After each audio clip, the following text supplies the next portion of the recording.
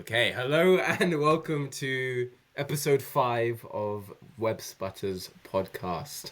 I am Nathan Thomas and I am joined by my lovely co-host Leon Jatta.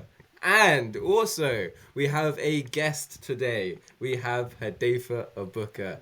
You'd recognize him if you go to the YouTube channel. He's been in videos, but this is the first time we are all together. It's very exciting stuff. So Hudafe, Leon, how are you doing? Doing great. Not too bad. Yeah. It's been a big week. It's been a big week for news. This week we're talking about the new Avatar series, and we're going to be talking about the finale of Spider-Man, Your Friendly Neighbor Spider-Man, and Invincible episode 5, I think, 5 or 6, the new one that came out this week. So yeah, Leon's got a bunch of news today. For those of you who don't know, we were all friends from high school. Yeah, that's when we all met. Hudafe and I had 0 interactions. Leon and I were best mates ever. Yeah. And we started talking outside of high school, and here we are. Now we do a podcast. That's who Hudafe is. How you doing, man? You've defined everything about me in those few words. It's truly stunning work, Nathan. Yeah, thank you. That's why I'm here. Perfect. Alright, cool. So, I'm going to take it away with the news. First of all, this is going to be the most unrelated news for this podcast ever. I just quickly have to say, KFC are moving their US headquarters. Wait, hear me out. Is this because we're black? No. Because you have 2 black people on the podcast. You see 2 black people on the podcast, and he starts putting First thing that comes to head. KFC are moving their US headquarters from Kentucky to Texas. What are we even doing anymore? We're not changing the name. Chicken. TFC now. Texas fried chicken. I feel like, you know what? I was going to say something relatively rude. I'm sure Texas cuisine is amazing. But, like, come on. Kentucky fried chicken, you can't just move countries. They did. Countries. Whoa. No, Countries. wait. You can't just move states. That's insane. Yeah. You can't do it. Yeah. back to the important stuff. Okay, that wasn't the important stuff? Surprisingly, I have something more important. Arguably so. Okay, cool. So, just 2 months ago, we got some leaks for the new Avatar series, based on the next Avatar after Korra. And just today, we actually got an official announcement that seems to line up with those leaks. So now, this all seems to be a bit more solid. So, the series got its logline today, and it's: a world shattered by a devastating cataclysm, a young earthbender discovers she's the new Avatar after Korra. But in this dangerous era, that title marks her as humanity's destroyer, not its savior. Hunted by both human and spirit enemies, she and her long-lost twin must uncover their mysterious origins and save the 7 havens before civilization's last strongholds collapse. The show is called Avatar 7 Havens. And this is because, according to the leaks, that there's been some kind of big, apocalyptic event that happened during Korra's time that has split the world into 7 cities called Havens. So, we got DiMartino and Konietzko, that's the creators of the original show, saying, when we created the original series, we never imagined we'd still be expanding the world decades later. This new incarnation of the Avatarverse is full of fantasy, mystery, and a whole new cast of amazing characters. Get ready to take another epic and emotional adventure. For 2 decades, the richly crafted world of Avatar, The Last Airbender, has introduced audiences to a world of compelling characters and groundbreaking storylines, captivating fans globally. This is from the president of Paramount Animation and Nickelodeon Animation. We can't wait to embark on the next chapter of this epic saga with a new story set within the Avatarverse, envisioned by the original creators. So just like Korra was also made by the original creators, this will be canon and everything. Now, according to the leaks, first of all, I have some concept art that I'm going to send to you guys. Okay. So you can see. Now, some of these are like official concept art. Some of these are recreations done by fans that are distinct enough that they weren't getting taken down for leaking real shit. So some of it is like fan art that's like just close enough. Some of it is actual concept art. I don't know which is which, but yeah. So here we see that we've got the two twins, and they both seem to have powers. And Korra is going to like try and intermediate between them and whatnot. So a big part of this show, from that summary and the leaks, is that the twins are both the Avatar somehow, or one of the Avatar and the other one isn't. About twins in the next cycle. That's very, very interesting. So there's only one Avatar in the generation, right? Is that how it goes? Yeah, there's the spirit that even just if you travels on every time. A twin, what happens there? I mean, So, I think. Go on. I think solely from the basis of not like using any form of reference, how I'd understand it goes, right? The Avatar is not randomly chosen. I think they're chosen to balance out the previous Avatar. So whatever, I don't know if it's they're pointed at a particular direction by the past events, or if it's more like a fate thing. But the person who would be like chosen to then grow up and become the other aspect of the Avatar. That's the first idea that I had, and then the second idea would be whoever the spirits decided would be the best choice, and then they would then choose which Avatar. And because it seems like these two twins are both going to have Avatar powers, the first thing that comes into my brain there is maybe the two spirits, or rather, the spirits somehow got divided and chosen split in between the different twins. But explain the actual reason, Leon. So, I mean, in the show, to me, what I understood is that it's not predetermined who will be the Avatar, because completely random. When we see in Legend of Korra, we go back to the first Avatar, one. We see when he dies, the spirit leaves him and goes off to the next, like the baby. So it is just like the spirit doesn't know where it's going to go. It doesn't leave until the Avatar dies, and then it goes and chooses someone who has to be born right then and there.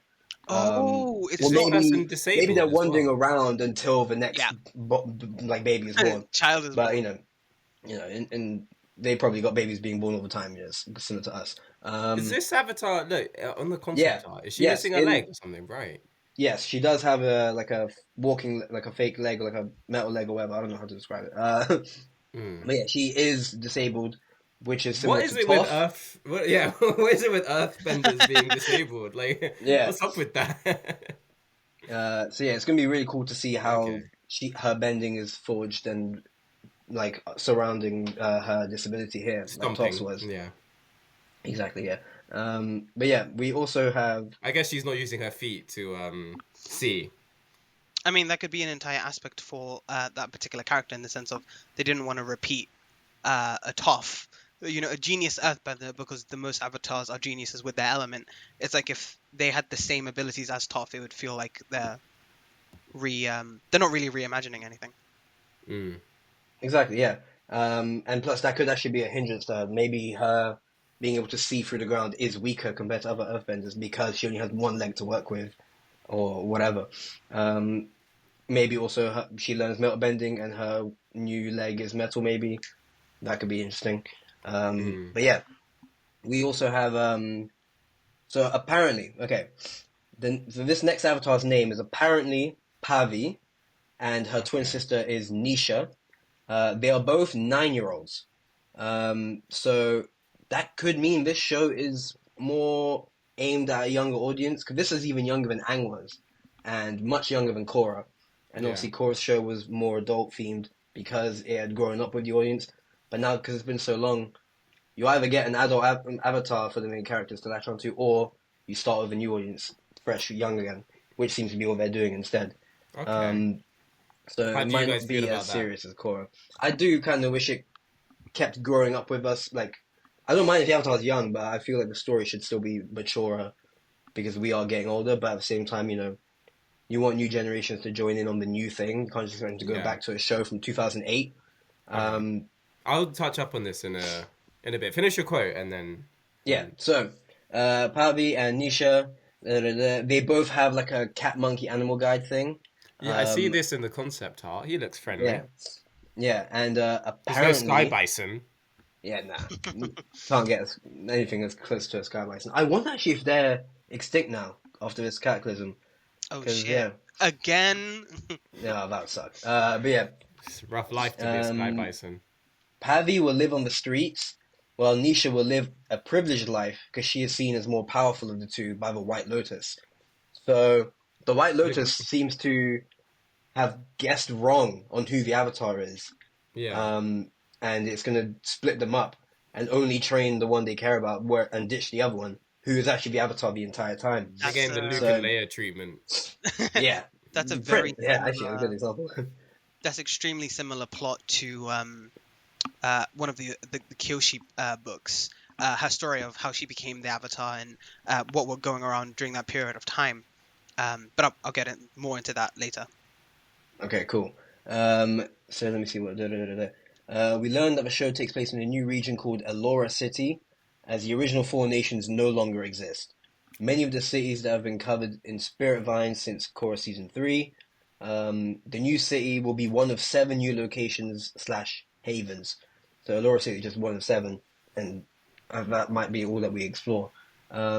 She will have an airbending companion, Jay, who is also part of the White Lotus, who should be the one in this concept art, this tall guy, with her. So the airbenders are still around, which is good. They didn't get wiped out a second time. The leaks also revealed that both systems Again. Yeah, exactly. Will be reunited after their separation, and they will both believe that they are the Avatar. They both argue about who the true Avatar is, with Pavi being more passive and Nisha being more aggressive. So yeah. But of course, it does seem to be a mystery on how they both have powers. So maybe one of them isn't actually an Avatar at all. It's just something else. Maybe they have two bendings each. See, that's the first thing that comes to my mind as well. Just split through the middle, or maybe because they're so young.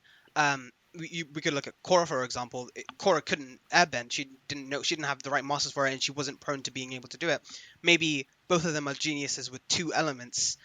Or rather, geniuses with their own elements, and they're just not good with the other ones. And there is a plotline like that as well in the Kyoshi origin stories, where the reasoning they give for the Avatar they've chosen is like, oh, he's an amazing Earthbender, and yet the other stuff will come with time, and evidently it doesn't.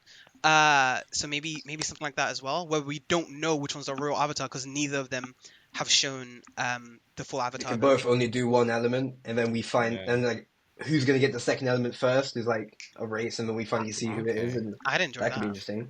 So, but then it doesn't.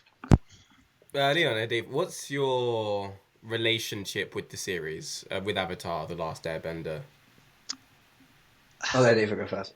Born and raised household that loved the show growing up, and then so I'd watched it basically multiple times just as it came on the TV, and then when I'd grown up a little bit, around 15, 16, I'd rewatched the entire show, and both had the ability to have a nostalgic take on the show, and then on a more like a level of fantasy, a level of fanciful systems and magic systems and martial arts, seeing that implemented in such a nuanced and creative story, emotional story that went through things like traumatic experiences and what brotherhood meant and what goodness is, being a man, the concept of being a man, 100%. Uncle Iroh, just in general.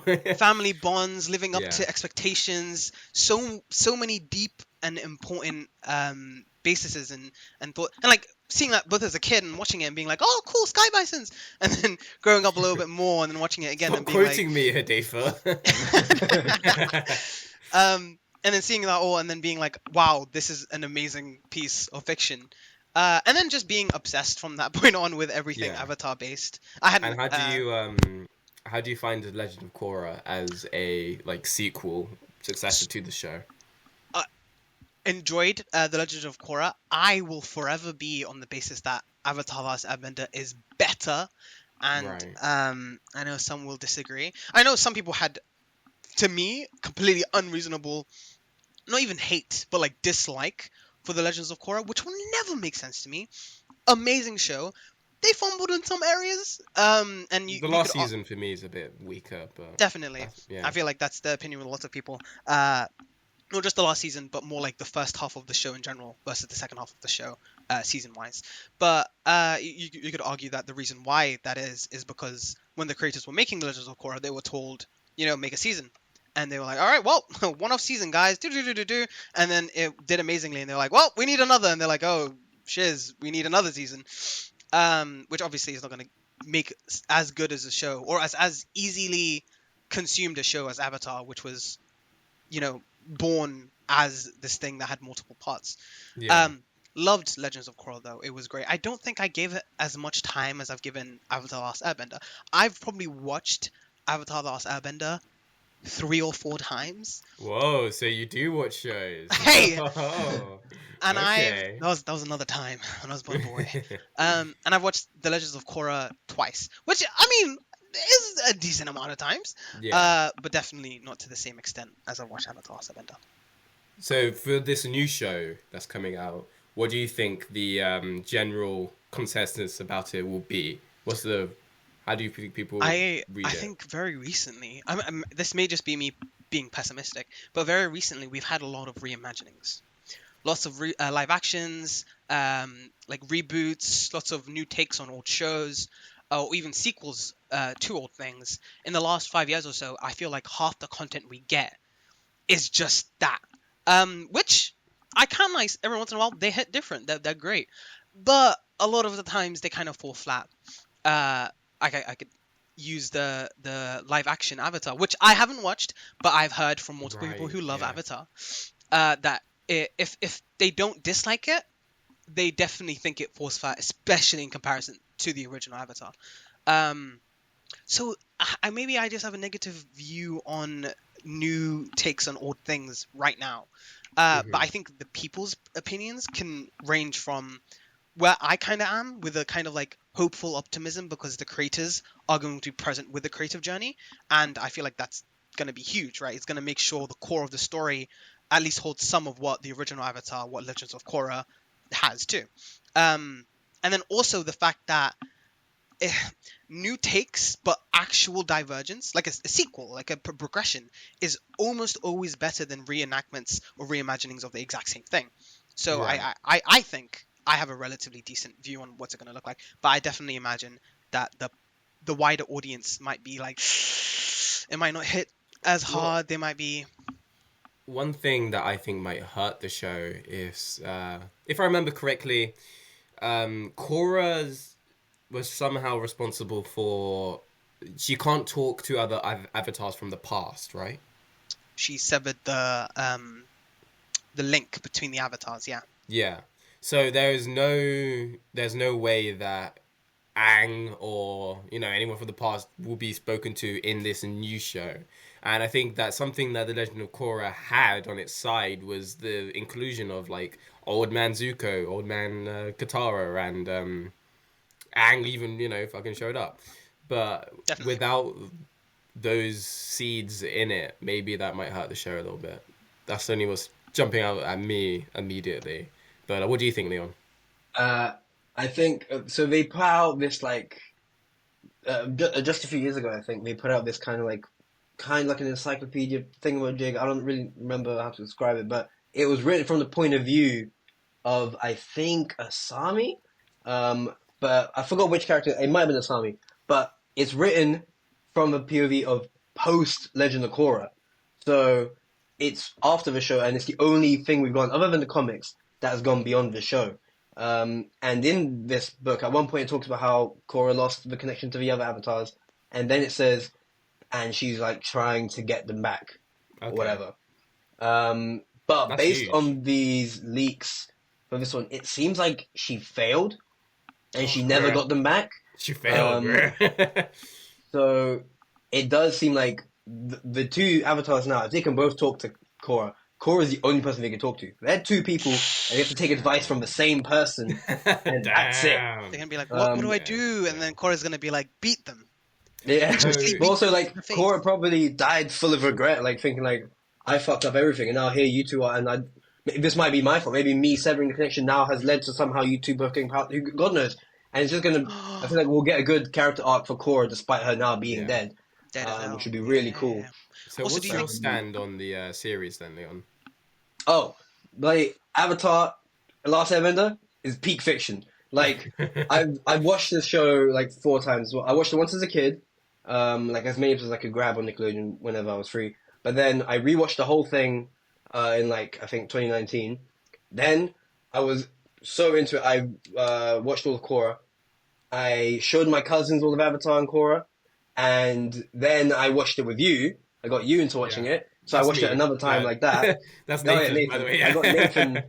I got Nathan to watch the show. Yeah. So yeah, I've seen it quite a few times now, and every single time it's just so good. And like season 1 is good, but then once you get to season 2, you are watching peak fiction, and season 3 is just more peak fiction. It's hard to decide which one I like more. It's really tough. I think I might go with 2, but 3 is just so good as well. But I think it just has a teensy bit more filler than 2 does. 2 is a bit more tight to the story. But either way, both amazing. Korra, as a kid, I only got to watch a bit of season 1. I couldn't catch the episodes as often as I'd liked. And I never saw anything about it after that. But eventually, I watched it now as an adult. I watched it once with my cousins, and now I watched some of it with you as well. And yeah, I think it is good for the most part, but it's nowhere near as good as Last Airbender. But it's also very different, and I think that is a good thing for a show that is growing with the audience. You don't want to be doing a redo. Now, when it comes to a show that is now starting with a brand new audience, I think it's not a bad idea to refresh some old ideas and like have some similar tropes and whatever, because they might not go back and watch that original one. So you can have a new version, which is why they're really missing out. Well, yeah, which is why I don't hate, for example, Force Awakens, how it was like just like A New Hope, because someone's not going to see A New Hope because it's like, oh, that's old as shit. I don't want to watch that from the 70s, boring. But then they watch Force Awakens, brand new. This is their New Hope. But the issue is the sequel trilogy also tried to be something for the older fans and for the new its fans at the same time. Have it. Yeah. And fuck it too or some shit. Yeah. What, they're doing what to that cake, Leon? Anyway, but yeah. So I think Korra did as good as like a sequel can do, totally. And it's like what you said. You asked about what do you think fans will say about the new show? Based on what I'm predicting, it will turn out like A, being more child oriented, and B, probably trying to actually be a bit more similar to the original. Because A, people will complain that it's now like, oh, it's just for kids now. Why is it not for us anymore? Because I see people do that all the time. Yeah. Same with Dragon Ball Daima right now. It's a Dragon Ball show where they've aged all the cast down to kids temporarily for this story, for the 40th anniversary of the show. And obviously the show started where Goku was a kid, so they want to harken back to that. Everyone's hating on it. It's like, oh, why have they turned to kids? It's not a kids show. When, apparently the show's just really good anyway. You should just watch it regardless. Same thing I think will happen here. People complain that it's for kids now, despite how good it may or may not be. On top of that, there's a possibility they might they might overcorrect on what they did with Legend of Korra. Legend of Korra, one thing I respect it for is how different it was to the original Avatar. In every way, in tone and in setting. The technology has evolved so far. I'm not sure anything. Animation style, the feeling. Yeah, the animation style and everything. Yeah. Exactly. Completely different. I've got a lot of things to say about Legend of Korra as well. So I can see this show now, because people were negative to Korra back then, because it was too different. The show might try too hard to be too similar to the original, which I already get a feeling for. We're taking because we back. Ditched. It's like the Winter Soldier. We're going back to old school Marvel. But I can see that being already in the plot being we have another cataclysm that has set the world back again instead of progressing technology further. Yeah, because Avatar to Korra was 70 years and they went from like living in villages and doing nothing to a city with radios and everything. Yeah. They used bending for technology as well. Like lightning bending was practically a myth. It was like something the most powerful. Only the royal family could do it. And then it turned to people working their 9 to 5, going to the electricity plant and just electric. And it's so one of my favorite parts of Legends of Korra is that development. Is that it's not just something seen in our characters. It's not like, oh look, Korra's older than Aang. It's like the gang is more mature. They're having relationships. Then the world feels more vibrant, more developed, more nuanced, and that's crazy to say, thinking that the original Avatar is already all those things. So I think progression is always better than regression. Well, for me, listeners, the deal was I watch Avatar: The Last Airbender, and Hudafe watches Game of Thrones. Okay. So and I am on season 6 of Game of Thrones. So going strong. Yeah. So I watched Avatar. We watched most of it as a group. But again, this is very recent for me. I have no nostalgia for Avatar: The Last Airbender. I didn't watch Nickelodeon as a kid. So I watched both Avatar: The Last Airbender, Legend of Korra, and the Netflix show as an adult. And I think that Avatar: The Last Airbender is genuinely fantastic. I think that it does so keep talking. many... Yeah, keep talking. Yeah, that's right. Now say the next part. I think it does so many good things right, and I think that every character feels unique, and it's in such a fleshed out world, and all of the interactions fit. But I watched Legend of Korra, and for me, I like that just as much as I like the main show. I don't know I think I'm in the minority with that one, but I genuinely love Legend of Korra. I did watch it like one of the after like pretty rapidly, pretty quickly. But I think that having an older Avatar definitely worked, and Korra is very, very different to Aang. The only downsides about this show is that I don't feel like there's any I wasn't rooting for anyone the way that I was rooting for, like, Zuko's redemption or the character of Toph or Uncle Iroh. Those are like the 3 big pillars from Avatar: The Last Airbender, which I completely loved. I didn't really fuck with Aang the way that I think you guys do. I just think that there's so many other great characters in that show that Aang doesn't feel like the guy I should be rooting for. That makes sense. Like the show is too good at fleshing everyone out that I don't love the main character. I think that he definitely has the main character like drive behind him, being literally the last fucking airbender alive. I think that, like, being stuck in the ice and all that.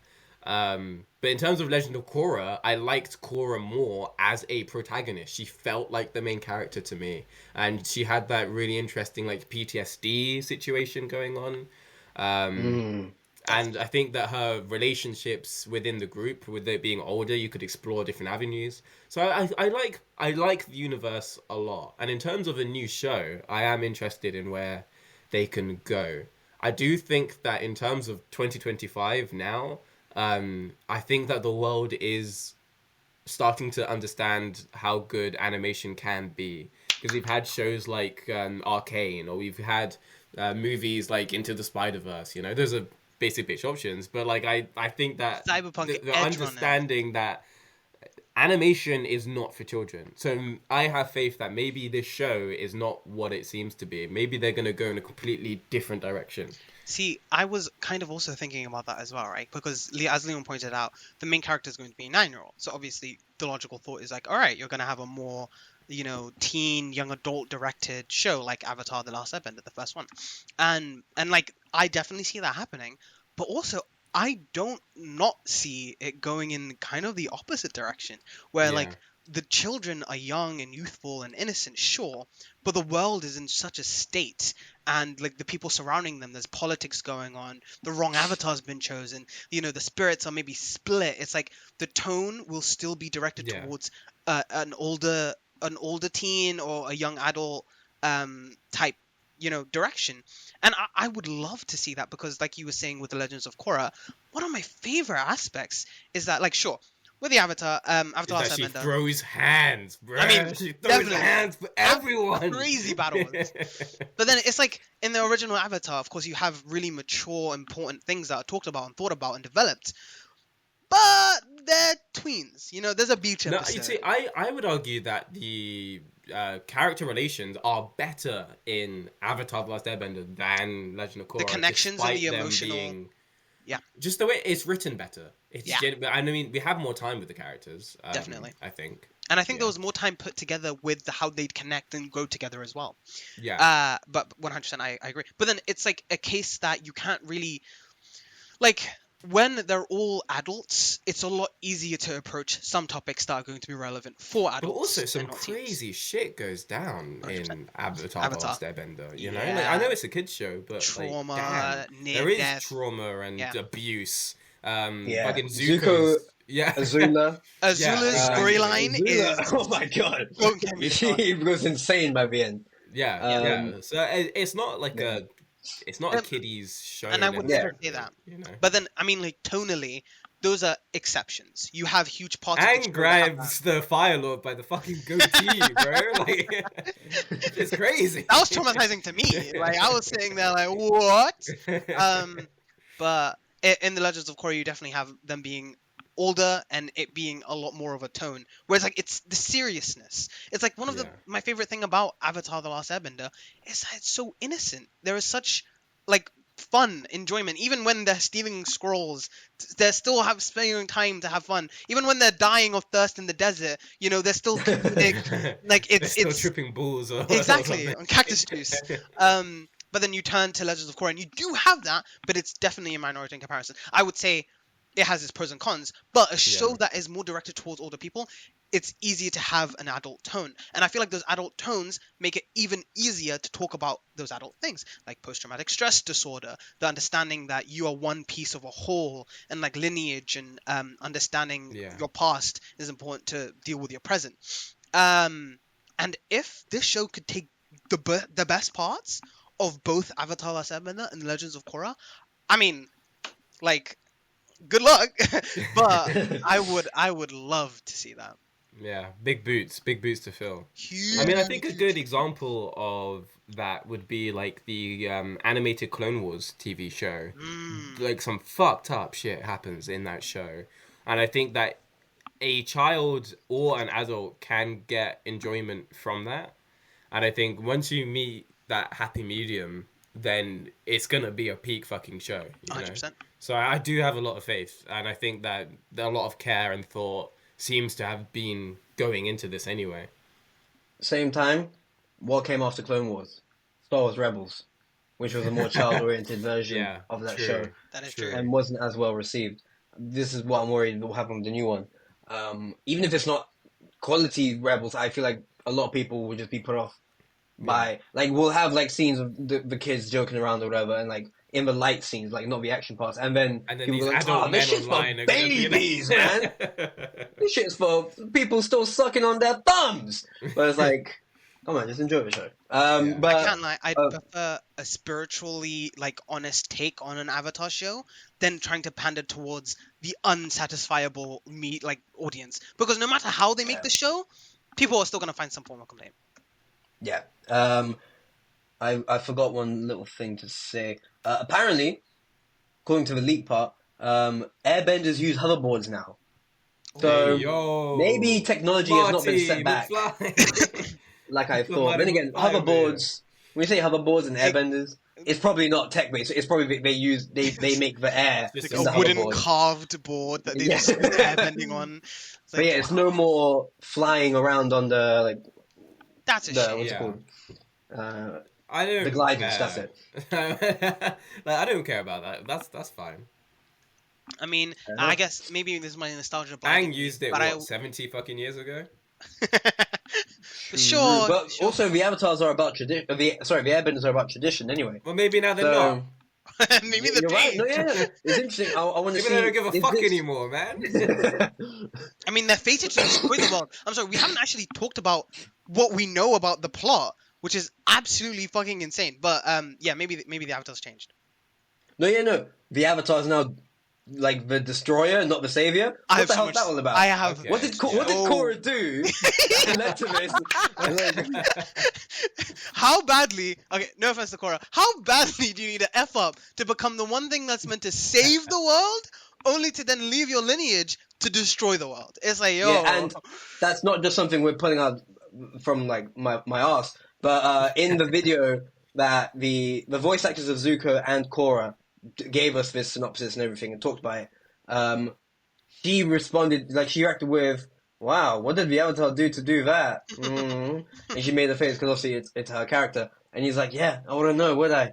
To her, so it is, unless she's just like joking around, but it does seem to be, yeah, something Korra did or was involved in has led to this, and we're gonna have to find out eventually. Maybe what's it called, Pavi will ask Korra, "Oh, what did happen?" And she's like, "No, I don't want to talk about it," and we're not gonna find out for a couple episodes until Korra finally opens up. Don't worry about it. I would love to know, just from what we've talked about so far, what are your guys' thoughts on that cataclysm? What could, like, the 4 nations have existed for millennia, right? Like, it's literally so Till the Fire Nation showed up. Till the Fire Nation showed up. I mean, even then, like, the Water Nation was still there. The Air Nation, the Earth Nation, you know.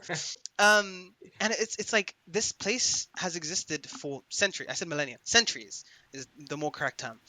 What the fudge could have happened for it to just be not just the world to be split and changed to the point where you can't have 4 nations anymore. The cities now is different, but the Avatar, this being that's been known to bring harmony, to now bring destruction. What do you guys think actually happened? It's definitely tied into how Korra's now connected the living world with the spirit world.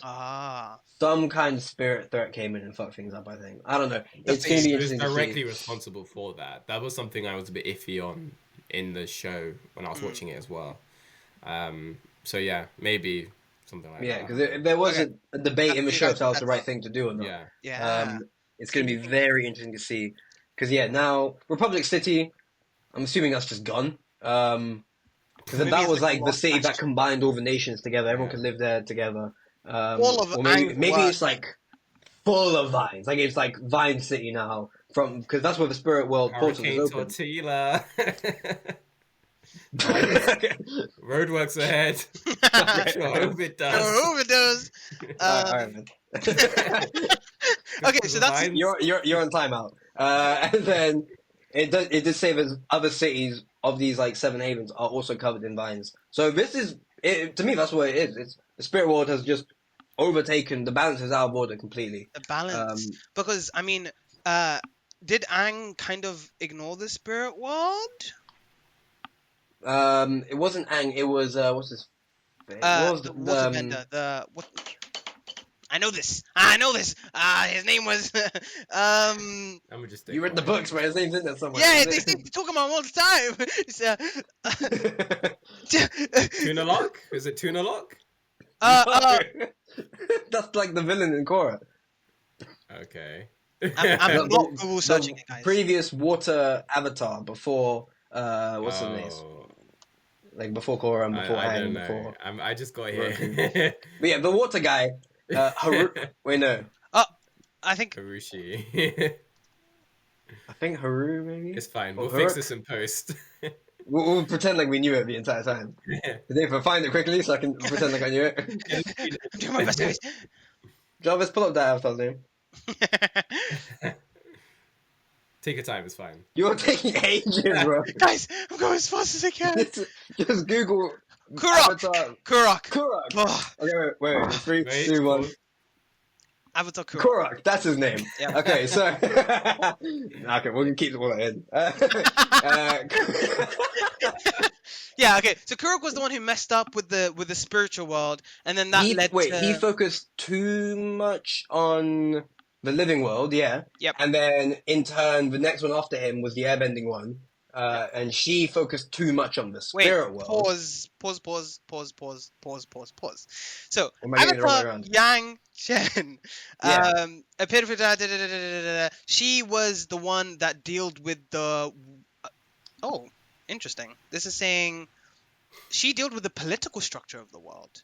Can we just talk about the political and economic guys? And then and then after Yang Chen was Kurok, and then he concentrated on hunting down dark spirits because they had started to interfere with the outside world because Yan Chen had kind of ignored the spirit world, leaving got the other way around.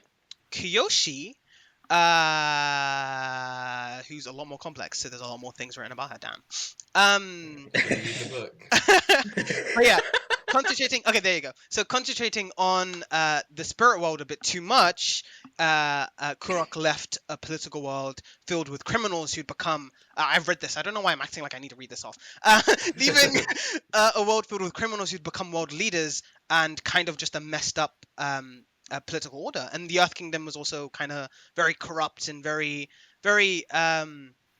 just messed. I feel like the word messed it makes the most sense. And then leading up to then Roku, my boy, who was apparently genuinely decent empire. He got Avatar. killed by the volcano, right? He did. Yeah. Except for the part where he kind of ignored how his best friend was like planning on doing some really evil stuff. You know, when your friend's about to become Hitler, do you have to get involved? I don't think so. He was like, "Hey man, this isn't you. You need to stop." Don't do that, or I'll do nothing. Deal? Cool. And he dipped. I mean, he did it. He's like, oh damn. Well, actually, no, he didn't do it. He waited until Roku died. Or like Roku's about to die, like, save me! And he's like, actually, if I let you die, I can do whatever I want. In that case, bye, and let Roku die. Okay. And Roku's always like, damn, I should have killed him when I had a chance. Which left to our boy Aang, who stupidly went into a storm for no reason. Those reasons. Leading to, from what we understand, is the only time where the Avatar cycle had been put on a big fat pause, which led to one of the biggest political, spiritual, ethical, horrible stuff, state of the world that we've seen so far. I mean, well, as far as we understand, we haven't really seen reviews of Yan Chen's and Korok's times. We've seen Kyoshi's, and Kyoshi's was bad, but definitely not as bad as the Fire Nation going around to random Earth villages and being like, "We don't like you," and just burning them. Not the best. Not the best. But yeah, and then Korra and the such. Cool. What's interesting, I don't know if this is just because it's concept art and they haven't designed Korra yet. Mm-hmm. Oh, young Korra. Korra in this concept art is the same as she looks in season 4. Which is weird. Yeah. So how long has it been until she died? Maybe it's fan for this new one. Maybe this is the fan art one, or maybe the concept art is just like, okay, we're just going to use a placeholder, just Korra's current design. But yeah, if Korra died pretty soon, that's even, because I was thinking just now, like, okay, how was Aang's tenure after the show as an adult? And, you know, everyone in Korra is always like, yeah, Aang was the best Avatar we had, bro. Like, this guy was fucking sick. Exactly. What murders, bro? Like, what about the neglected children? What neglected children, bro? Yeah, he focused too much on his duty as the Avatar and to try and restore the Air Nation that he ignored his kids. Do you think that's the pattern? So he concentrated too much on his duty as the Avatar and not his duty as a human being? And then Korra was the other way around. She concentrated too much on the ethical consideration of her decisions as the Avatar and not on what would occur because of her decisions. She ended up with Asami. Maybe she doesn't have any, or she didn't adopt any kids. Maybe. We'll find out. Yeah, you never know. So it's going to be very interesting to see what were Korra's flaws and how are the twins now going to fix that, but then their own flaws, what are those going to be? Or is there even a balancing of the flaws anymore? Maybe the cycle's been disrupted so badly, maybe there'll be extensions of her flaws, and that's kind of the reason why, like, the balance has been destroyed and, like, the world's being destroyed and shit. It's very interesting. Curious. Also, I don't know how we even haven't brought up yet, one of the possibilities of how the twins both have powers is, of course, the Avatar spirit has a dark side. It has the dark spirit, whose name I'm now... Vashu, or Vatu. Vatu, I think it's Vatu. And in Locke, we saw him combine with, Unalak or whatever the fuck his name is, or Torok, or whatever. I always get him confused. He looks so similar to me. And he becomes the Dark Avatar. But he doesn't have the ability to control multiple elements. He can only do water. That's because only he can do water. He can only do water. The reason why the Avatar can do multiple elements is because the light spirit has moved on from each Avatar and, like, passed those skills along. Whereas the Dark Spirit, this is his first time doing it, so he has no bending to take from. So whereas now, this could mean one of the twins... the connection's been ruptured, does that mean that the next Avatar can still bend all of the elements? Or am I getting confused? So, Korra could already bend all the elements before the connection was severed, so I think she can't lose that now. Because it's a connection to her past spirits, not to her like chakras being opened into the different possible bending styles. Because in season 1, what's his face? Amon, he stops people's bending by blocking their chakra point. Yeah. By using blood bending to block their chakra points or whatever the fuck. That was crazy reveal. Yes. Yeah. So, go on. That aspect of bending that's not really seen at all, that's used in a novel way that it surprises everyone. I think the Legends of Korra. I think the Legends of Korra did that amazingly well with Amon, thank you, and turned him into a honestly maybe one of the best villains in the Avatar world. I would love to see that again. Just a novel form of bending that's not seen, like using blood bending to stop people from bending. Great, whoever thought it would. Fire, absolute fire. So if that Korra is an underrated show, man. It's so slept on. Season 1 especially, peak. We can talk about the rest of the seasons. Anyways, go on, Leon. So yeah, I'm trying to remember what I was saying now. Something. Okay, the twins. Yeah. Now that if it is that the two spirits have split again, and that's how the twins they each have a spirit and they can both do Avatar stuff. And one of them's more aggressive because they have the evil spirit. Right. Vaatu. Then, therefore, according to the logic of how it was before, with Vaatu, she should only be able to bend 2 elements. Her own one and water. Because that's the only other person he's been connected to. So maybe that's why they assumed, she's the Avatar. She can do water and earth. Then she goes up and they're like, he hasn't learned anything. Yeah, this is my prediction. He's got Vaatu, she can do earth and water, and that's it. The other one... Eventually, like, she's going to do earth for ages, and then she eventually discovers, hey, wait, I can do other elements.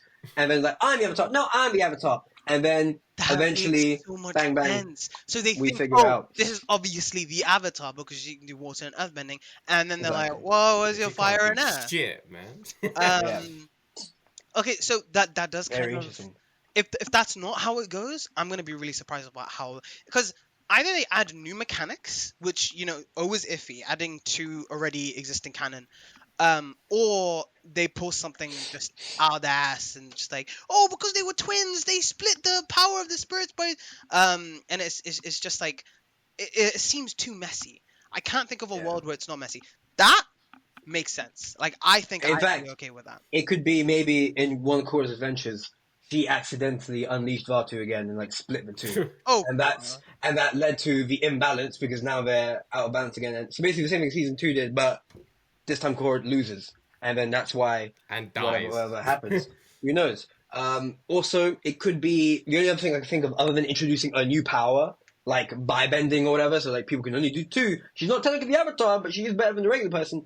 Only thing I can think of bisexual people that would make someone think, this kid is the Avatar and this one's not, is either A, like you said earlier from the Kyoshi books, the kid who isn't was just really good at earthbending. He's like, clearly she must be the Avatar because she's way more powerful.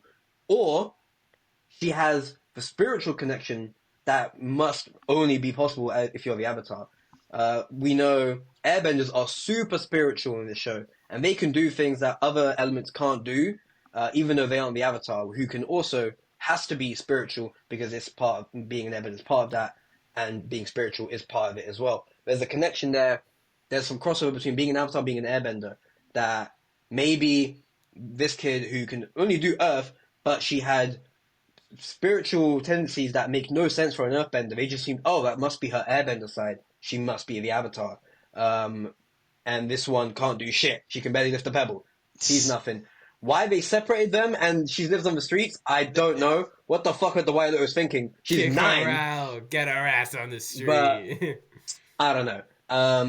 They do reunite, and hopefully, that bond isn't set. Hopefully, like they're not enemies to each other. This is sounding a bit Star Wars acolyte-y, to be honest. Like 2 twins, and one of them being like the gifted protector, and then the other one being Don't put kicked that out curse the on them, streets. man. Relax. Let's just hope they get it right. Relax. Okay. I don't know. I haven't seen Acolyte yet. Yeah. I'd like to yeah. state that 2 points. I really hope they go into like Earthbend, because obviously, you know, each of the benders have their various like non specifically like things to do with their bending that isn't inherently specifically like their bending, or more separately is enhancers of their bending. So like water benders, fire benders, full moon and Sozin's Comet, they have extenuating circumstances. So you know how the moon and how the sun and comets, like flying heavenly bodies, affect their powers and the such, all very important. And then you have airbenders who are extremely spiritual. They need to let go to gain more power, more control. Earthbenders, nah. They don't really have any aspects that really add on to anything like that. So it's like, in what way could that be explored? And I think one of the most important ways is that the concept of an earthbender is distinct from an airbender. Maybe they need to be more grounded in earth. In the Kyoshi books, they kind of have this whole thing where politics is like really, really big, and the earthbender teacher who's teaching the earthbenders, renowned for politics. Now there is no warm bossing say. The earthbender teacher has taken in this boy who he believes to be the Avatar. Spoilers, by the way, a bit late, but who he believes. Cheers, we'll get a clean one. Say spoilers.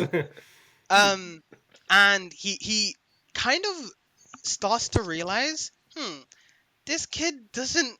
He's not bending the other elements, but rather than being like, oh well, I guess we still need to look for the Avatar, because the world had been in such a place where like it was kind of falling apart, and they're like, oh wait, they found the Avatar. All right, everyone relax, no more killing children, okay? We need to be cool, otherwise some Avatar's gonna come and fucking kill us all and destroy our castles. So he was like, if I flop this, then the political state of the world is gonna collapse. Also, everyone thinks I'm amazing now because I found the Avatar and I'm training him, and he's kind of like my protege. If I lose him, then I lose my grasp on political power. Prodigy. Yeah, you said that way off. Protege. I don't know. I can't say even. Fuck me. No, we don't know. And like the whole concept of those earthbenders having such a need to have a grasp and control over themselves, the situation, not just that, but their country situation, having political power, I think that's really important. And it is the only aspect of earthbending, not specifically to do with the bending of earth, that I feel like hasn't been explored. And I'd love to see it in the show. Also, in that show, I don't know if they introduce it. I'm pretty sure they don't. I'm pretty sure it's mentioned earlier. But they talk a lot about, I said show, in that book, the tests done to find the Avatar. So apparently, each of the bending nations have tests to find the Avatar. One of the Airbender test is like various toys that belong to past avatars. And it's like... Oh, right. Isn't this explored in the show as well? Which show? We only see the Airbenders one in the actual show, but he's saying in the books we discuss it more. Like pick a toy or something. I remember this. Yeah, no, I remember this. So that's one of the most prominent tests, and then you have the Earthbender test, which is something else that I can't recall, and then the Firebender test, and then I'm glad you're here. Anytime. And then the Waterbender test, and basically the reason why there's tests everywhere. What's the Waterbender test today? Lord knows. The reason why they have tests all over the place is because the Avatar can pop up anywhere. So it's like, if someone falsifies a test, they can be seen, oh wait, we found the Avatar, except they haven't found the Avatar. And that was one of the pushing things towards the kid who wasn't the Avatar being chosen as the Avatar in the Kyoshi books. Not just that, but spiritually speaking, if they find a reason why some kid probably seems like the Avatar, they'll be like, oh, he's the Avatar. For example, in the books, not Yang Ten. What's the second one called? The Waterbender. Oh, just the one we took ages to look up. There you go, Kurok. He just has such a forgettable name. Kurok was a big. He played gambling games like all the time, constantly, and he was really, really good at them. Right. So they found this random orphan kid. Don't gamble, kids. Don't be like Kurok. His wife died because he gambled. They found this random street orphan who was a great earthbender who played the game. And the thing is, he played the game exactly the same way Korok did. So they were like, "Oh, he must be the Avatar." They were pretty desperate. It'd been years at this point. Yes. Any Avatar. So if something like that could happen in the new show, I'd love to see it. I'd really be interested in how they explore it, how they find a false positive. Obviously, the most rational and reasonable one is your whole idea with Rava. Rava? Is that the right Batu. name? Batu, there you go. Batu being in this child and giving her 2 of the elements. Yeah. But yeah. Also, I liked what you said about how the new ones had it had some kind of element similar to an old Avatar. We just assumed he must be an Avatar when it's just a coincidence. I can imagine something similar to another way they could have misthought, guessed the wrong Avatar is they can both only do Earth. One of them's share. The other one uses Earth in a way that is similar to bending other elements, but still only Earth. So the same what Iroh was teaching Zuko about taking elements from the other elements into your firebending, like being able to use the logic of water bending to be able to do lightning redirection. And you see Zuko actually in the show.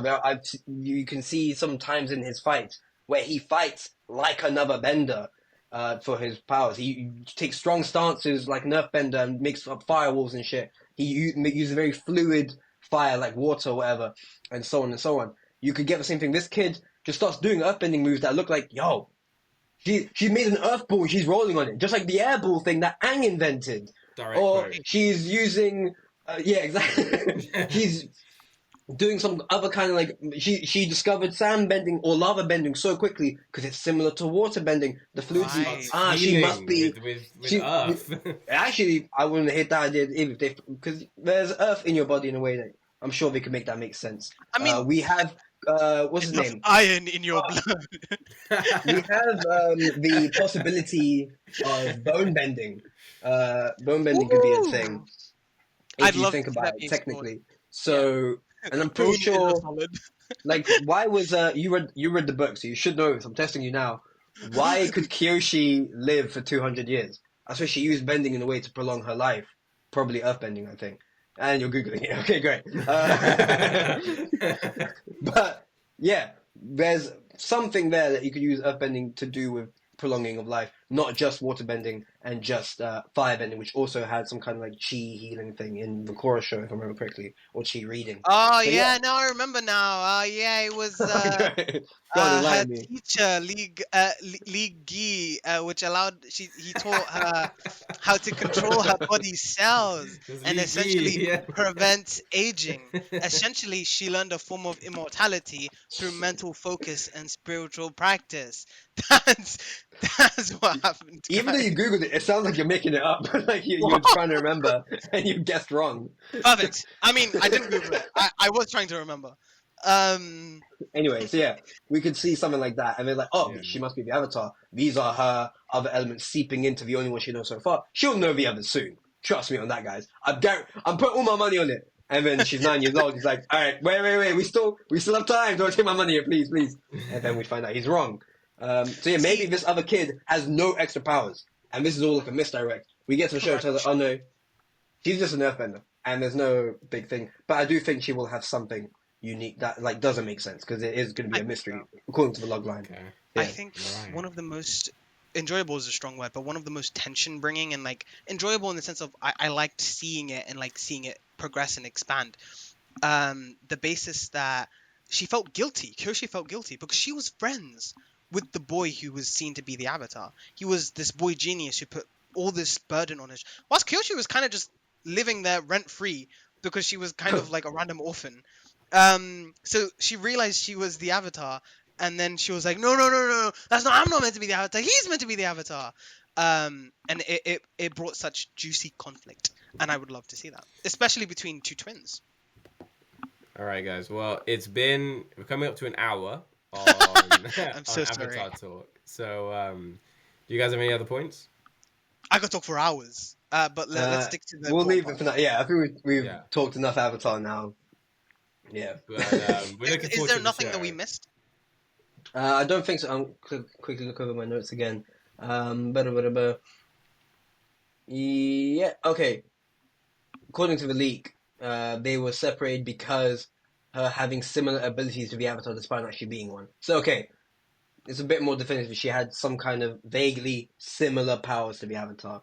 So that narrows things down a bit there. You could very much argue that was similar to your bending, but bending with the different styles for one element idea. Yeah, maybe. Yeah. And then there might be a soccer-type comic relief character, which I'm not surprised by. Oh. Korra also had that. They had, what's his name? Bolin, that's it. He wasn't the same as soccer, but, you know, just a good we guy. will get something. Fun, I love both of them in very distinct ways. Soccer, however, is probably, this may like somehow I'm gonna be what top 2 characters in all of the Avatar franchise. Sokka. He has a great arc. I love him. He's got a great arch, man. Character arc. Backbending taken to an extreme. Hey, he's just so man. Meteor sword, space sword. I mean, yeah, so sick. So much. Yeah. But yeah, I'm gonna make a split-off podcast that speaks specifically about Avatar and nothing else. But go on, Nathan. Do you want to stick around for Invincible? Or I'm not up to date. Well, there's other options. Or Spider-Man, you know, if you're not I'm not up to date on that either. You could hear about the finale. No. We can tell you everything that happens. Look, you guys can do like a little something with me when I'm up to date and you guys have watched the one. You guys could have like a bird's eye view. Next year. All right, next year. Thanks, Spider-Man and Invincible episode, guy. I'll be. Do you want to plug your Instagram or something? While we're here? I'm good. If any guys want to get in contact with me, just speak to these 2 idiots, and like they'll probably get into contact with me. Maybe if they. I'm gonna pretend like I don't know who you are. Yeah, that's entirely reasonable. That's okay. That's all right. Well, Hudafe will appear on episodes down the line. I know he'll probably be in the How to Train a Dragon episode. Definitely. Yeah. If we get more Avatar news, we'll drag him on here again as well. Yeah, whenever we'll have no choice in the matter. Yeah. Before you leave, I'm going to do the blind ranking game now to have both of you here. So I have 2 participants in this game. Okay. Instead of just the one. Okay, cool. This time I'm not going to do costumes again because I didn't get any images ready. So I'm not going to do that now. I'm going to go with movies. You're going to blind rank movies. Alright? Okay. Now, so it's 1 to 5. Yeah. Yes. Okay. I'm giving you number 1, Thor: The Dark World. Where do you put that? Are these comic book movies, or are these just... Yeah, comic book movies.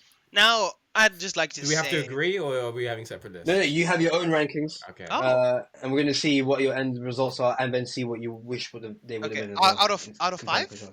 Number 4. Where do you put it? Thor: The Dark World. I know you've got bad ones. The only parts of Thor: The Dark World that I really enjoy is when I see... Portman. Yeah. When I see Natalie Portman. What's her name? Darcy. And also... Kat Dennings? There you go, Kat Dennings. And whenever I hear Loki speak, those are the 2 periods of times. And hey, yo. You're not for the same reasons.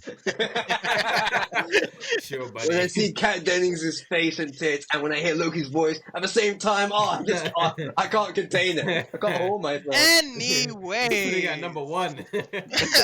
I'm gonna put out 4 because I think you're both putting out 4.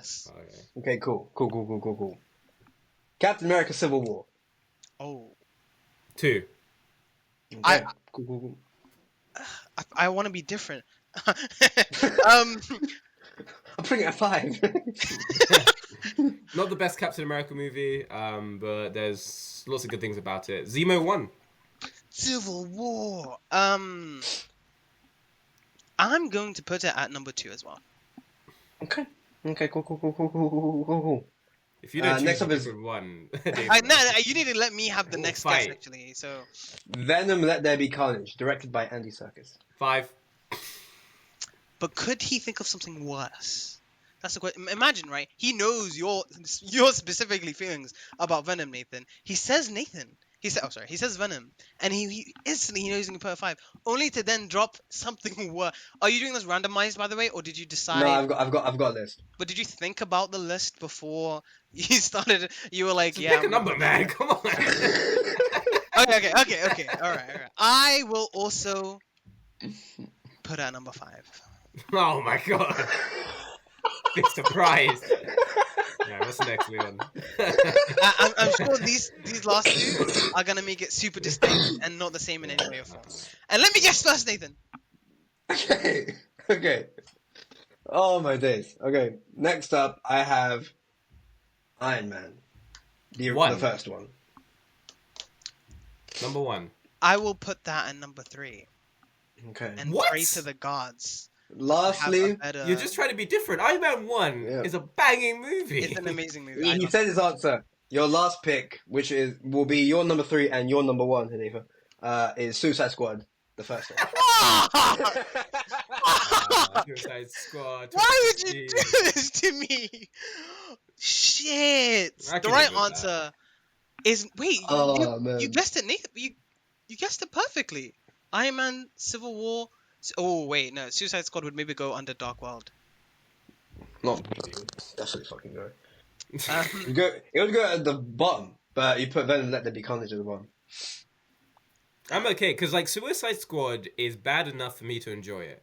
See, that's the way. I never hated that movie. Hasn't got anything for me. And for the Dark World, I never am gonna put on ever again.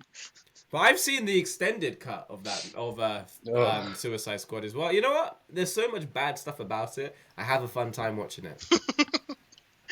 You're like sitting there. But we haven't seen the David Ayer cut. Just wait. It's going to be Pete, guys. I swear to God. Please. Rally the Snyder fans. Let's go. It's going to be so good. I swear to God.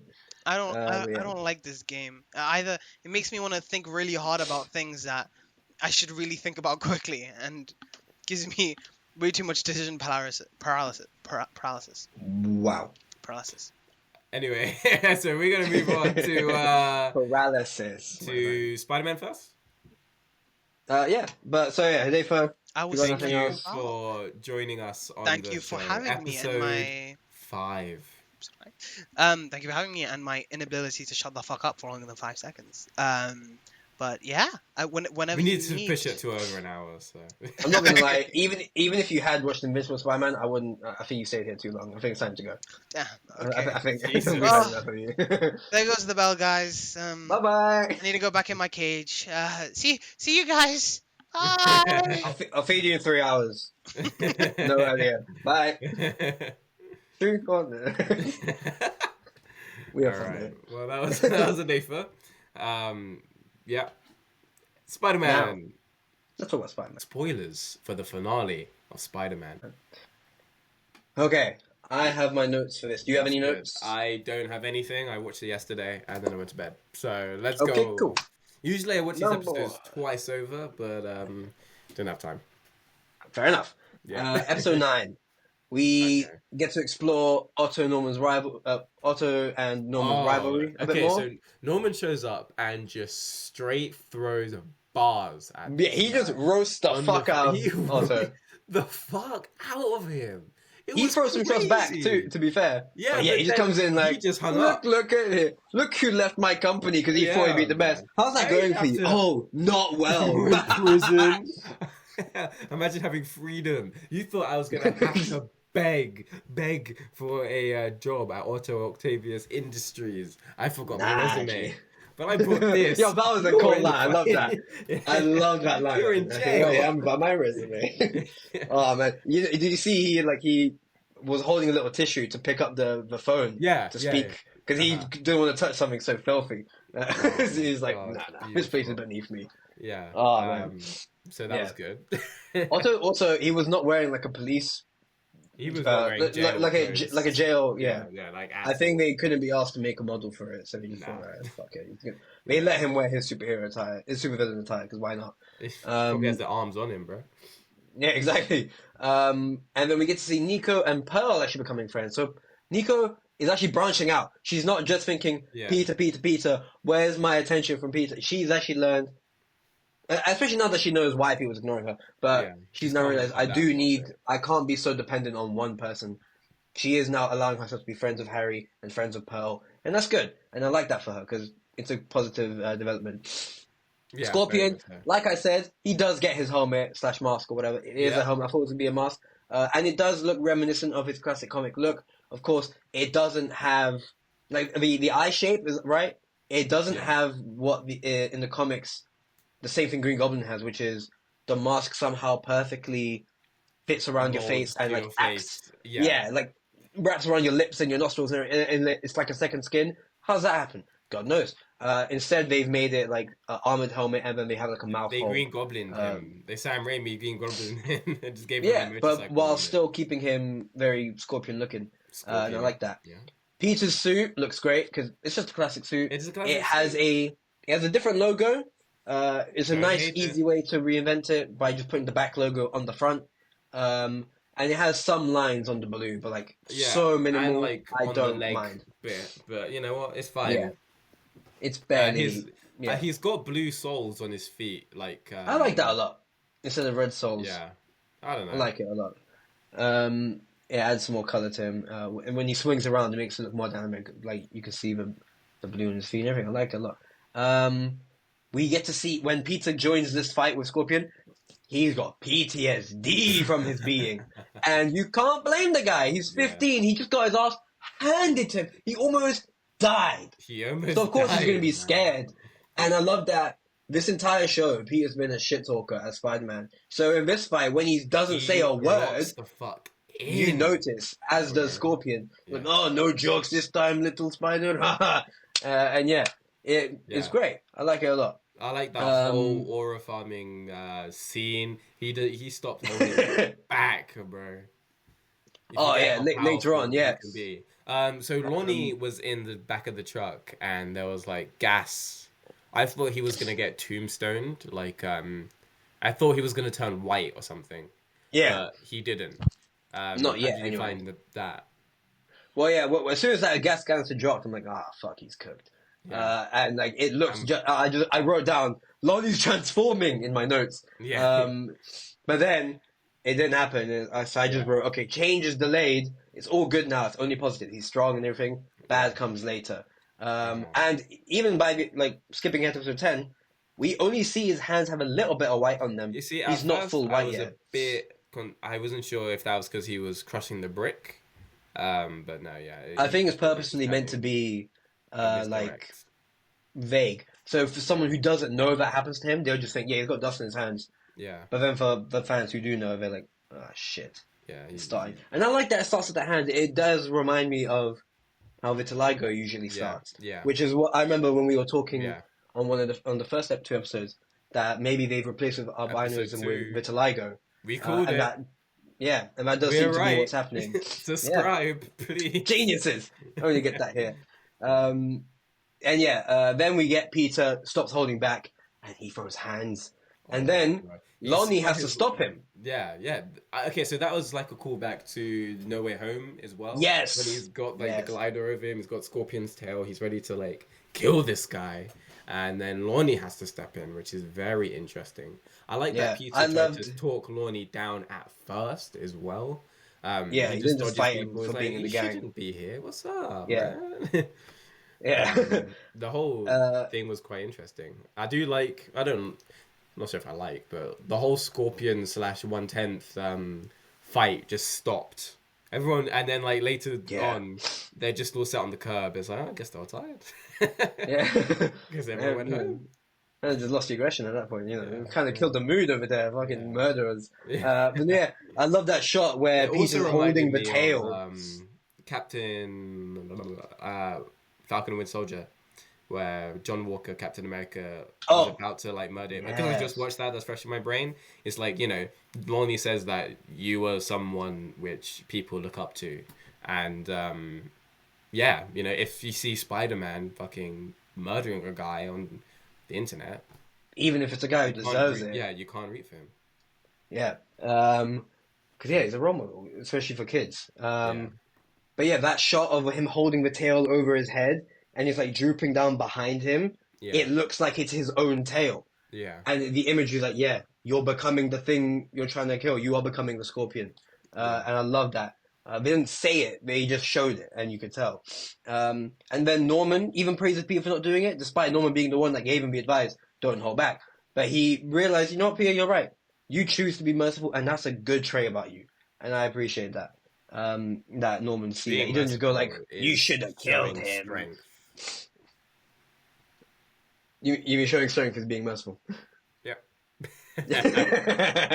But yeah, Cut that. we get to see Oscorp's little projects on the side, like recreating the spider.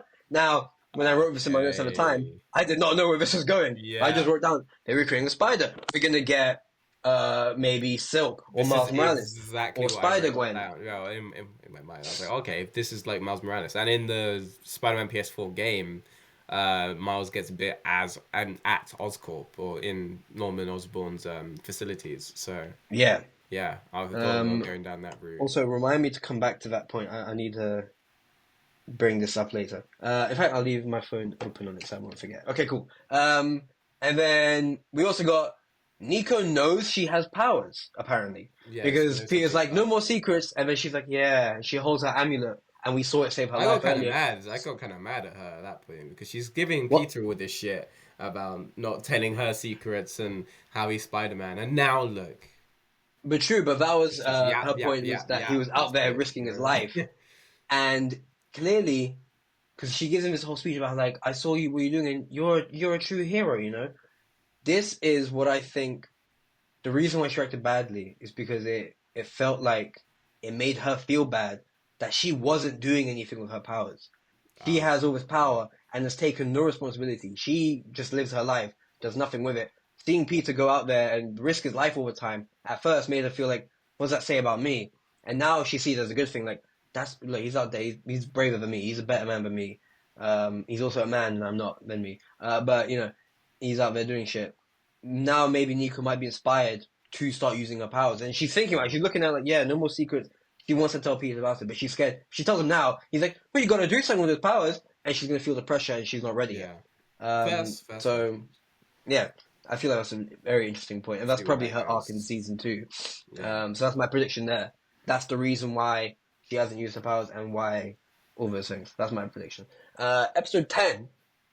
I like that, you know, now that we have, you know, I was upset that we have so many people knowing Peter's identity so early on, but we get to have like nice things like Nico trying to cover for Peter for the project thing. Yeah. She gets up, does her presentation first, and takes ages doing it. Yeah. He was still late anyway, which I like. But, you know. That's hard luck, bro. She did help. Then we also see that the girl on their group is actually a genius. She just doesn't apply herself. But she knew everything the entire time. I love when she finished her whole presentation. Someone in the back says, that was surprisingly informative. I love that. That's like my favorite type of humor in shows like this, where it's just someone in the back. You don't even see them. They just say something. That makes sense. Like, and it's just great. Then we get Project Monolith, which has been Norman Osborn's secret project that he's been doing this entire time. It's the reason the internship exists. And all these projects... Exactly. And they actually tie into this project in a way that makes sense. So I was quite glad that that whole internship subplot paid off. It led to this, yeah. Not that I would have been mad if it didn't, but... Yeah, because I could have lived with it just being him trying to find out Peter's identity, but no. Norman Osborn is a very smart man. Yeah. He thinks everything ahead. He found 2 purposes for this. Let me find the smartest people so one of them could be Spider-Man. Then he realized, damn, I've got the smartest 4 people here. Let me use them for one of my other plans. Space! Let's fucking open portals, man. As soon as Doctor Strange showed up. Oh yeah, spoilers for Spider-Man. As soon as we'll get a clean one. Spoilers for the finale of Spider-Man. Nice. Okay, so as soon as Doctor Strange showed up, I was like, oh my god, they're going to go back in time. I know it. I know it for a fact. I didn't think it was going to be a time thing, because as soon as I saw him, and then they saw the symbiote from the portal, and I was like, yeah. 100%. I was confused. At first, like, Doctor Strange was like, what are you talking about? I didn't blow up no school. You think I just do that in my free time? I was thinking, maybe it's a variant, a multiverse thing. Just a different Doctor Strange. Because I forgot. I forgot that he even in the MCU, he has the time stone. Yeah. So therefore, time travel is possible. Because I think, how's Doctor Strange going to go back in time? That's not one of his abilities. I completely forgot about the time stone. But I also kind of thought he wouldn't have that in the show. He used the time stone in the first episode as well, I think, right? When the bus goes through the thing, he stops it, reverses it, and then he can hit The bus. And I'm pretty sure I made fun of you for calling it times. I was like, no, it's the Eye of Agamotto. It's not the Time Stone. Oh my god! And now we're here. Well, it was the Time Stone. Yeah, now it turns out I'm the fool. Yeah, it was the Yeah. Time Stone. Maybe I didn't pay attention to what.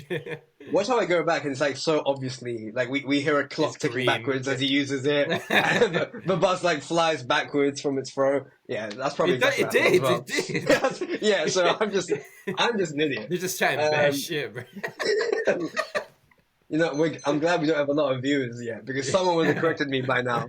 Like, no, you more clearly the Time Stone.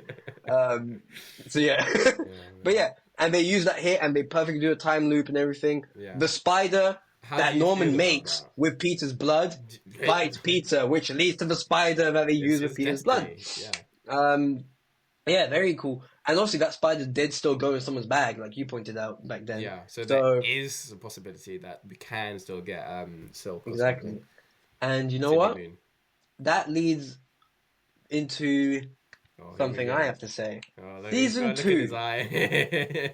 Season 2, we have some news for it. Now, Okay. this is for everyone, for the 2 people listening as well. This is for you, If you don't want to River know Jenkins. anything, if you don't want to know anything about Season 2, then, you know, skip ahead a little bit. I don't know. Maybe Nathan put a time code. In fact, I'm putting pressure on him. You got to put a time code now. I have been doing that now, guys. So time code's below. Yeah. We got a design for Gwen Stacy. Now, I'll send you the design. She's got her bangs and everything. She looks like Gwen Stacy. It's cool. It's cool. I wonder how she's gonna be introduced and whatever. I hope But she's more. nice. I hope she's She's nice. a likable But person. I have a second design to send you. Oh, okay. Yep. Jean jacket, skirt. Yep. Yeah. This is the second one. She will be Spider-Gwen in this What? season. Oh, and I don't like that really. See, that's what a lot of people immediately reacted with. But then notice what she's got in her hand. Is She's that a tossing pumpkin up. bomb? See, it's a web grenade probably, but it does look like a pumpkin bomb. Mm. So what I think is happening here is she's Norman Osborn's new project. I bet she's black. No, She joking. is white. We did just I see sent her. you. I sent you the design. She is very clearly white. But maybe she has but yeah. waves underneath that. Please. Just shut up. But yeah, please. She is the new Oscorp Spider-Man. She even has a white suit, just like the design he made for Peter. Right. Damn! Oh my god, they probably even planned that. Oh, that was genius. Oh, that's actually genius. Anyway, Leon just came inside of his pants. No, my pants are white too. What? Anyway, so yeah, she's got a white and black design just like Peter's suit had. She also got her pink elements in there. But yeah, she's got a belt, like a utility belt. She's got some gadgets, web bombs. Because maybe she doesn't have the full spider powers. Like maybe the one spider that got away and did the time loop thing is the one that could give accurate powers. And this one to Gwen Also, didn't give her the whole thing. Peter's blood was inside of that spider. Yeah, so it's like it worked on him so well because it was meant for him, kind of thing. Like in the Tasm universe, it's got his DNA in it. I don't know he how survived. I really feel about there being another Spider-Man in this universe. When I was soon, I was just accepting him as his own Spider-Man now. Yeah. But if she's an enemy and she's not like a part of a spider team just yet, maybe they don't become allies until the very end. Yeah. And then season 3 is, okay, now we got 2 spider people working together.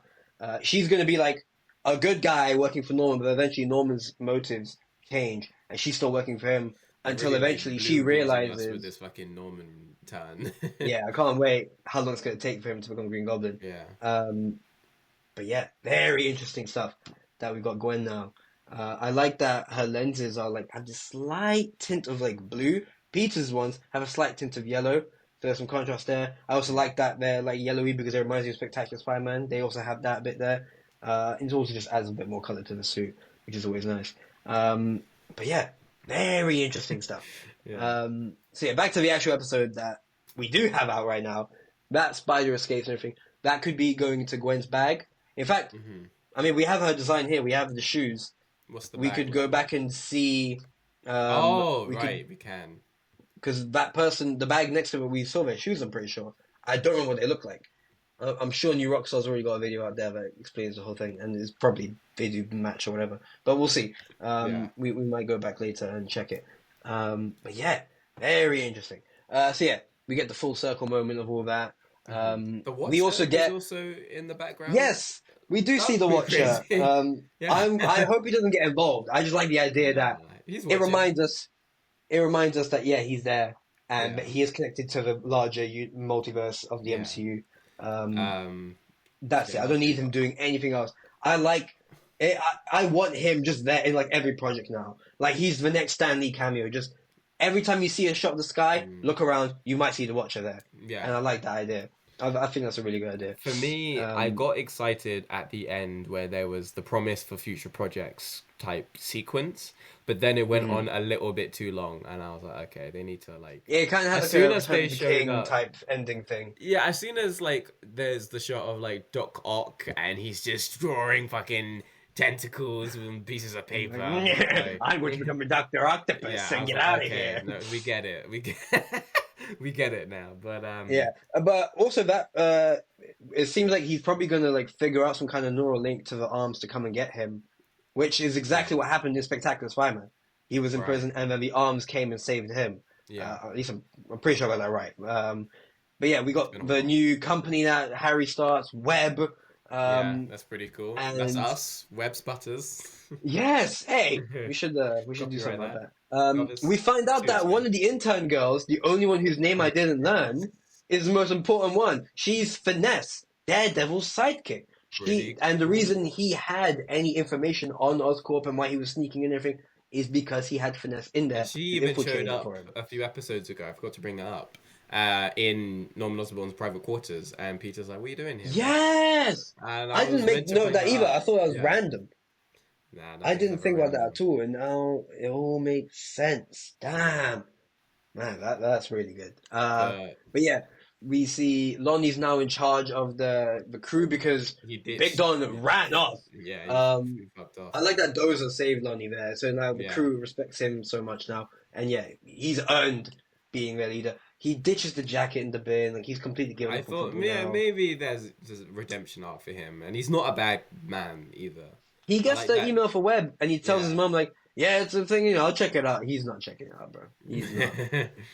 Oh, man, it's such a shame. He's throwing away his life for this. But yeah, his skin is changing, like we discussed earlier. And then we see that Nico, she can use the amulet, and she can talk to her dead mum. My prediction... I'm pretty sure her mum's dead. I don't know. It feels like that. Did they say in the show if her mum's definitively dead or just that gone? Oh no, but there is the other dead parent thing we got as well. But yeah, my prediction is that amulet will be used to talk to Uncle Ben. So Peter can have a moment talking to him. That is assuming Emma can talk to dead people. Assuming her mum is dead. If that's all right, then the amulet at some point Peter will ask to talk to Uncle Ben, and he'll have a nice speech, and like Uncle Ben will tell him, "Well, great power comes great responsibility," or whatever. And then Peter's gonna love it. Rest.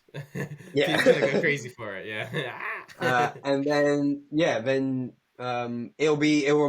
reminds me of in the '90s show when they find an alternate universe Uncle Ben who didn't die. To speak to Spider Carnage and get him out of the Carnage symbiote. Not even it was his Uncle Ben. Like I'm pretty sure. Do we know? No, it was an alternate one. Sorry, he was the Uncle Ben of the No Powers Peter. The one who. Yeah. Okay, cool. In the end, I like that episode. Yeah, so I feel like we're gonna get something like that, Peter, but like obviously not to the villain Peter. It'll be to our Peter who needs to hear some reassuring words. Well, maybe there is the promise of the Venom symbiote. So thinking...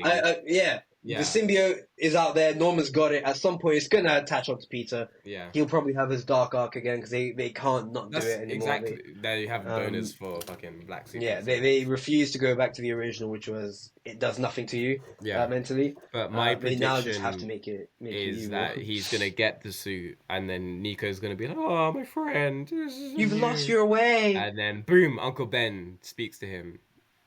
I'm like, what are you doing, Peter? And he's like, what? Peter? Oh my God, Peter plus Uncle Ben equals a weird moment. Yeah. But yeah, we'll see. And also, speaking of Parkers, Richard Parker. Yeah, he is alive and in jail, which is similar to our idea way back when we made, which was like maybe the reason Uncle Ben's not mentioned in the MCU is because he's just a bad guy. He's a criminal.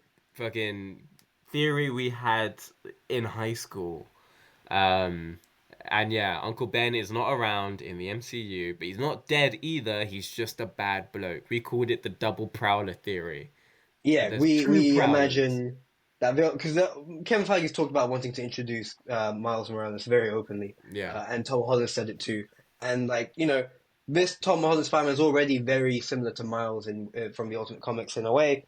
So what if they make his uncle the Prowler, and then he has a partner who is also Donald Glover's Prowler, and that's how you bring him back. And boom, then we get to see. This is why Uncle Ben's not being mentioned, not because it's not because he's dead. He's just a bad bloke. He's just a dickhead, He's just a criminal. But this being Richard Parker, very. This is similar, interesting. It's also the same in TASM 2. Richard Parker's alive in the deleted scene. Yeah. There. Who are you? Who are you? You see? Yeah. I had to disappear. I had to disappear to save you. And he said it like 8 times. I was losing my mind. It's like we're playing the clip. To protect you.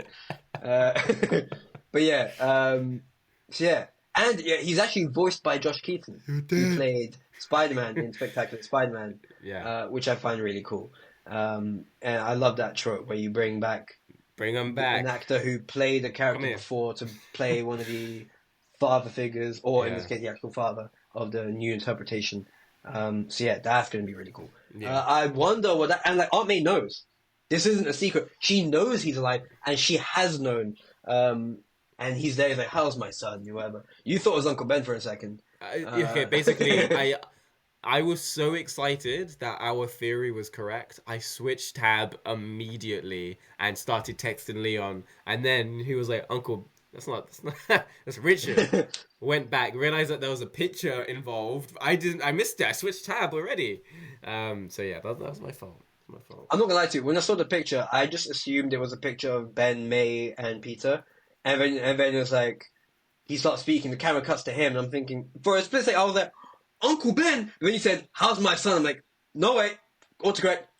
Richard Parker. Okay. Well, when he says my whereas son, you never I had think that could be talking about Peter. Nah, bro.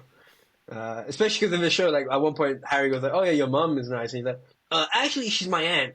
So, yeah, he doesn't allow that kind of cross it. And that's obviously what we do here as well. He wouldn't be like, that was my son. He'd be like, that was my nephew. So, you got a nice son there. Actually, he's my nephew. Yeah. But yeah, very interesting. This show is really good. Okay, I am pleasantly surprised by this show. I think I started off really disliking it, but then it's really grown on me since. Yeah, your opinion we have the episodes to prove that of this. No, genuinely. Everything they put down, I like a lot. I do hope that season 2 they don't overdo it. They don't get a little bit too excited and just throw everything in. This was still like a lot to take in. There was a lot that happened. But yeah, I am interested. Especially because we got so many episodes out. We never got a week with just one episode. Maybe we got 2 or 3 at a time. Yeah.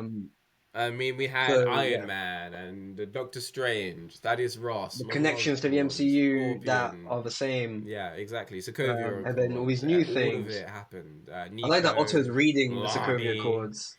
Yeah, I like that. And he's like taking the piss out of it. He's like, this is a typo. Oh, who wrote these shitty Accords? I bet everyone is breaking these rules, not just me. And I'm the only one getting caught. Come on. But yeah. I really like the show. I can't wait to see. So where do you rate it out of 10? I give this living Richard Parker out of 10. I give it the Watcher's watching you. Ooh, yeah, the Watcher. But yeah, I hope the Watcher. I really do hope that becomes a thing. The Watcher knows you touch yourself.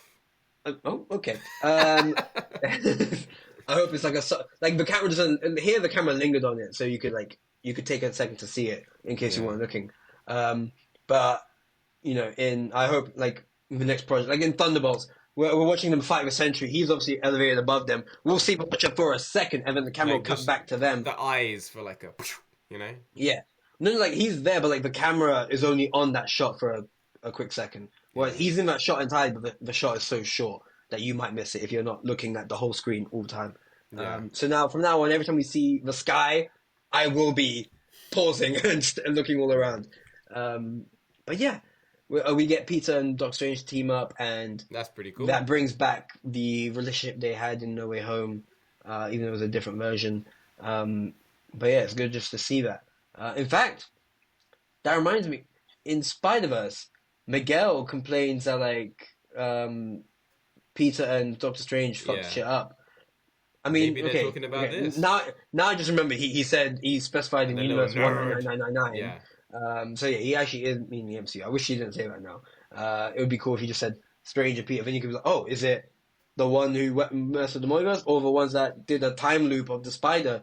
And God knows what that could have affected. The same way how Miles' spider came from a different universe. But yeah, very interesting stuff. Yeah, very interesting. Cool. Well, I think that we should smoothly segue to Invincible. Invincible. Yeah, I didn't take any notes for this episode. Yeah, me neither. I literally it's all just of my memory. It, yeah. I feel not disappointed. I just feel like this wasn't the strongest episode we've seen yet.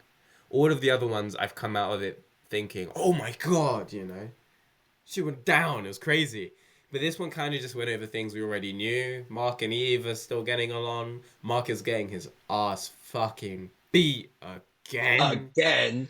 Oliver's making some friends with some actual humans. Yeah, so that was pretty good. I like that. Yeah. I thought he was going to murder those kids, by the way. Oh my god. I thought he was going to fly straight through that fucking kid. They were asking for it, first of all. Yeah. I wouldn't have hated Oliver for doing it. Yeah, like, I would know that, yes, that's wrong. He shouldn't do that. Even Mark was he's going to kill this life kid. is precious and everything and whatnot, but those guys were dickheads. Yeah. I wouldn't care. It's fake anyway. It's fictional. Fake. I don't care if they die. He just they're fictional dickheads. But yeah, that was worthy. And yeah, Mark wants to move out, but then by the end of the episode they don't move out and they change their minds entirely. They want to take things slow. So it kind of means like, what was even the point of that plot line? I guess. But you know, we get to see that like Eve wants things to go. She was worried they're going too fast. Now we slow down. We get to see a peek into that. Yeah. So it's not for nothing. But yeah, not a lot happened in this episode. I like auto-tune. The auto-tune guy. Oh yeah. Oh yeah. We got the return of Titan and Metal Mouth and all these characters. Yeah. But I haven't watched season 1 to 3 in so long that like I did plan to like rewatch them all, but yeah, but I didn't do that. So I forgot about all of it. It took me a while to recognize these characters, which is the issue with when it takes so long for these series to come out. But hey, it is what it is. I do know. Because I remember I was talking to you about the title cards and how season 1 is just getting bloodier and bloodier. Then season 2 is cracking away to reveal his new suit, which you didn't even get in that season, so that was a bit weird. Yeah. But this season's one is just, so far it's looked like random colors. I found out that it is apparently the colors of the other variants of Mark that we saw in the universe. Okay, right. They all have different costumes and different colors, and that's what these are. Every episode is a different color to mark those. So does that mean they're going to return? I assume probably, because the season 1 one was leading up to Mark getting bloody and beaten and bruised. The season 2 one was leading up to him getting the blue suit for the next season. So maybe these variants won't show up until next season. But you know, I feel like they'll likely show up in this one. But yeah, it'll be pretty cool. That's literally what I have to say, really. About if I took notes, I'd probably have more to say, but. Yeah. Again, not a lot happened, so trying to think back. Titan was. It's probably good as well. We reached an hour and a half, so this is. Yeah. No. If we can think of anything else, this would be a good point to stop. Okay, well, if you have enjoyed this episode, please leave a like and subscribe.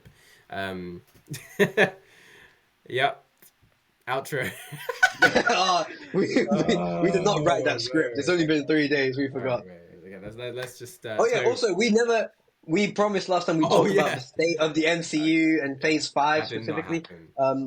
Because obviously, we are currently watching Phase 5 stuff now to remind ourselves, including Agatha, which we've never watched. Yeah. We're going through now.